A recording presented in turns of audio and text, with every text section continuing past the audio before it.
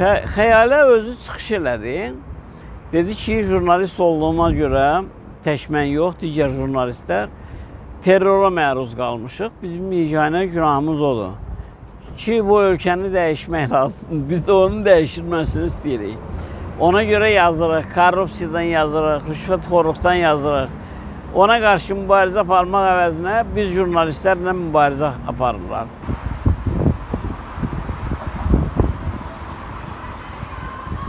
Fatimə! Gəldin, çəkəlim.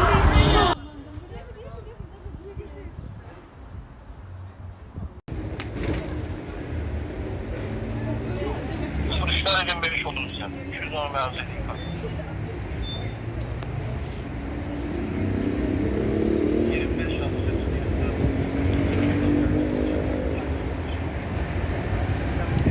Meydan TV'nin əməkdaşı Cəbrayılzadə Ramin Dokyo ilə bağlı prokurorluq həbs qəti imkanlarının uzadılmasına bağlı təqdimat verilmişdi. Ona baxıldı və təbii ki, hər dəfə olduğu kimi heç bir əsas olmadan 3 ay müddətinə həbs qəti imkan tədbiri uzadıldı. Eyni əsaslara da baxmayaraq ki, plenum qərarında açıq şəkildə bildirir ki, eyni əsasların həbsin uzadılması konvensiyanın 5-ci maddəsinə ziddiyyət təşkil edir. Və bundan başqa həmin eyni əsaslarla bağlı yenə heç bir sübut təqdim edilməmişdi. Ümumi adi kağıza yazılan sözlər idi, güya şahidlərə təsir göstərəcək, mane olacaq və s.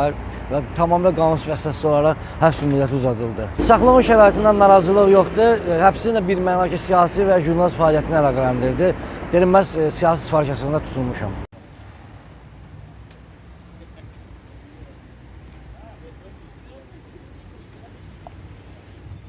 Ağayeva Xəyalə Zakir qızının həbsdə saxlanma müddətinin uzadılmasıyla bağlı işə baxılırdı.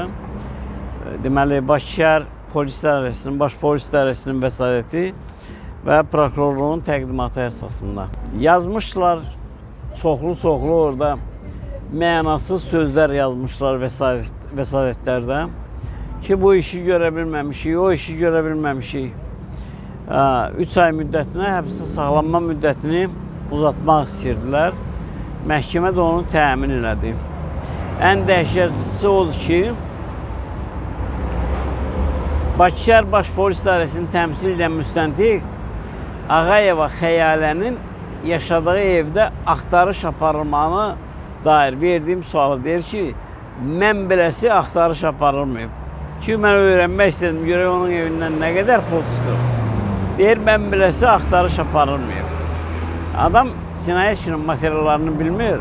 Tək o sual deyildi, başqa suallar da. Cinayət işinin materiallarını bilmədiyi halda o qədər özlərinə inanırdılar ki, nə yazsalar, vəsadətdə, təqdimatda nə yazsalar, məhkəmə onsuz da təmin edəcək. Elə də oldu da orada nə yazmışlar, o yazılarının heç bir nə hüquqi, nə faktiki əsaslar olmasa da məhkəmə həmin təqdimatı təmin elədi. 3 ay müddətinə. Xəyalə özü çıxış elədi. Dedi ki, jurnalist olduğuma görə tək mən yox, digər jurnalistlər terrora məruz qalmışıq. Bizim yeganə günahımız odur ki, bu ölkəni dəyişmək lazımdır. Biz də onun dəyişilməsini istəyirik. Ona görə yazırıq, korrupsiyadan yazırıq, rüşvətxorluqdan yazırıq.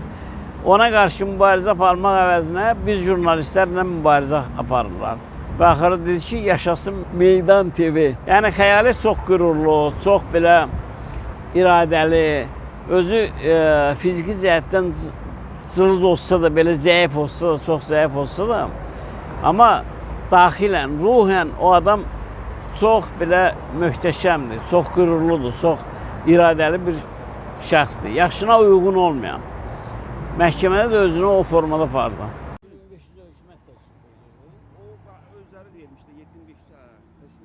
Bu günləri həbs qəti imkan tədbirinin uzadılması ilə bağlı məsələyə baxıldı. Həm də Şəmşad Ağayevin həbs qəti imkan tədbiri 3 ay müddətində uzadıldı, 6 iyul tarixə qədər. Həmin qərar hesab edirik ki, tamamilə qanunsuzdur, həm maddi, həm də prosessual əsasları yoxdur. Buna görə apellyasiya şikayəti təqdim edəcəyik.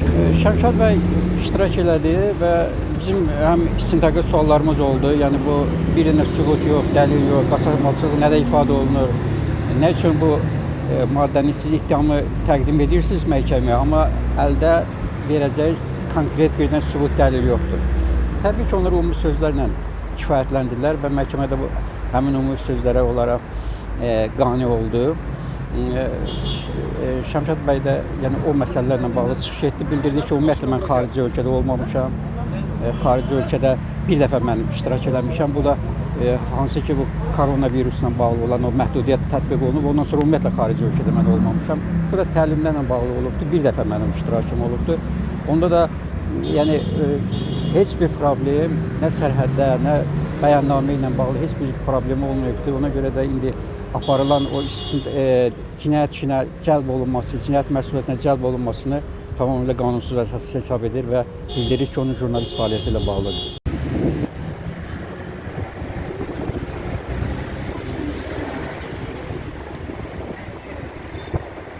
Bildiyiniz kimi bugün meydan işi ilə bağlı bir çox şəxslərdən bağlı həbs qəti imkan tədbirinin təqdimat və vəsadətlərinin baxılmasına dair proses təyin olunmuşdur. Mən Aysel Umudovanın vəkiliyəm. 3 ay müddətində uzadıldı.